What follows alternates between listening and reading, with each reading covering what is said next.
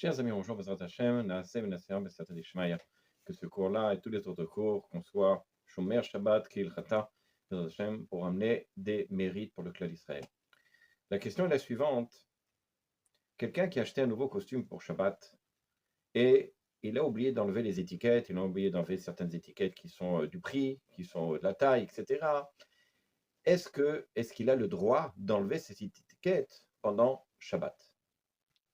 Alors, il faut savoir que le Shulchan Aruch, dans le chapitre Shin Yud Zain, là-bas, le Maran Shulchan Aruch, il dit précisément que lorsque l'on prend un habit, par exemple, qui vient d'un pressing ou qui vient d'un achat dans lequel il a mis des étiquettes qui ne sont pas faites pour rester, à savoir que les étiquettes, de toutes les façons, on va les enlever parce que c'est le prix, parce que c'est une étiquette, peu importe, qui ne sert à rien, qui n'est pas utilisée avec l'habit, on a le droit de l'enlever de l'habit pendant Shabbat avec un couteau, peu importe. Ça ne s'appelle pas ça kriya korea, ça ne s'appelle pas ça déchirer. Il y a une mélacha qui s'appelle déchirer à fort. On n'a pas le droit de couper tout ça afin de permettre à l'habit d'être utilisé, par exemple. Amelat, l'itfor pour pouvoir coudre, pour pouvoir utiliser l'habit.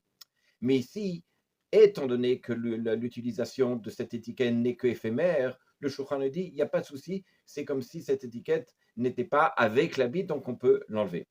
Par contre, d'après le Rama, ce n'est pas évident.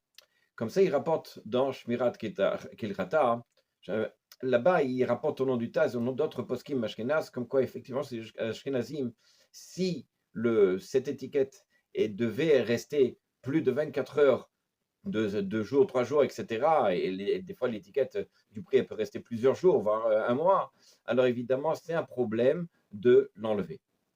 Chez les Sfaradim, il n'y a pas ce problème. Peu importe le temps qu'il va passer sur la veste, étant donné qu'il n'est pas fait pour être sur la veste, donc on pourrait l'enlever.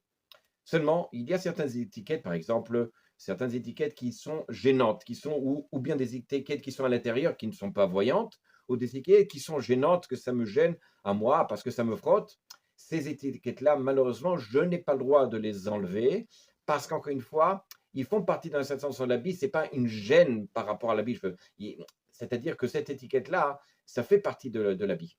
C'est-à-dire, encore une fois, que lorsque je vais sortir avec un habit où à l'intérieur, vous savez, il y a des étiquettes dans lesquelles il y a police, etc., ce sont des étiquettes qui font partie de l'habit, ce ne sont pas des étiquettes qui me gênent. Lorsqu'on parle des étiquettes dans lesquelles on a le droit d'enlever, ce sont des étiquettes qu'on sait que le fabricant il a mis parce que c'est quelque chose qui est éphémère. Par exemple, des fois, on a l'étiquette avec la marque de la veste, etc.